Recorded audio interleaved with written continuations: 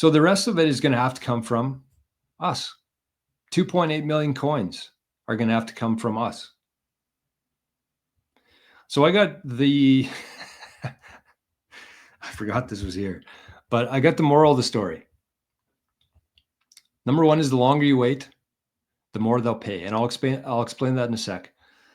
The longer you wait, the more they're going to pay, because these coins can only come from two sources: mining, very small percentage, and us, individuals. So when we're talking about, okay, so then moral number two is never, ever, ever sell your Bitcoin. Lend against it. And the longer you hold it, the longer you hold out, the more they're going to want to pay you for it. So that's pretty simple economics there. And then, of course, in bold, make these fuckers pay. So if you think about it, what's going to happen here? Bitcoin's scarce.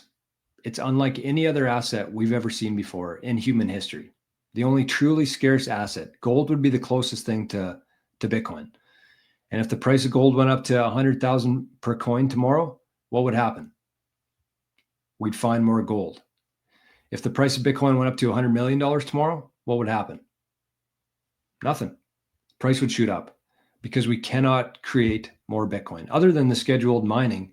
Again, the 1.2 million over the next 100 years. That's it. The supply is completely inelastic of demand for Bitcoin. We've never had an asset like that before. So if they want to get your coins, they realize that no matter how much money they have, no matter how much money they print, if the individuals aren't selling that Bitcoin, they're just going to have to keep bumping up their offer. And so if you think about it, if you're somebody who's a Bitcoiner right now, and this thing kind of plays out like we expect it to, Trump gets into office, he creates the strategic reserve, all countries start buying, all companies start buying. A couple of things that you need to really think about here is that there's over 60 million millionaires in the world. 60 million that we know of anyways. There's probably more than that, but 60 million public ones. 21 million Bitcoin. So even if every millionaire wanted one Bitcoin, not happening. There's about 330 million companies on the planet. And if this thing becomes the reserve asset of the world, every company on earth is going to be holding Bitcoin in addition to cash, instead of cash for like a long-term hold. So 330 million companies, 21 million Bitcoin. So what are they going to do?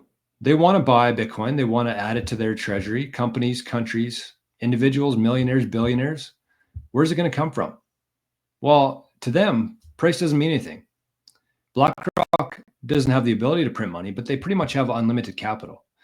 And so what's going to happen here is they're going to see the point come where no matter how much they run up the price, and again, there's always going to be buyers, there's always going to be sellers. There's going to be a lot more buyers, but there's still always going to be sellers. But if you think about it like this, if you have somebody who's holding Bitcoin right now, let's say that somebody out there has one Bitcoin and they see where this is going. And they're like, well, I got a house, I got a car, I got kind of everything I need right now.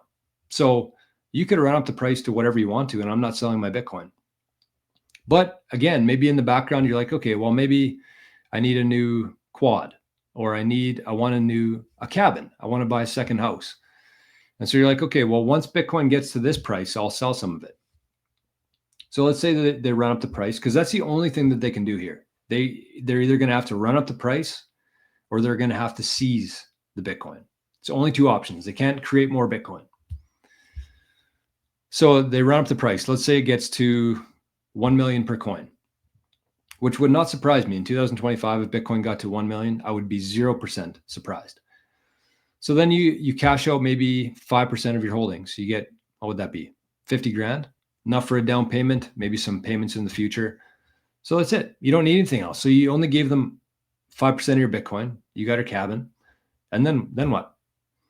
But if you just held on a little bit longer, because how this is going to play out is that, let's say that, so some people sell, maybe they sell 1, 2, 5, 10% of their stack. That still doesn't give them what they need.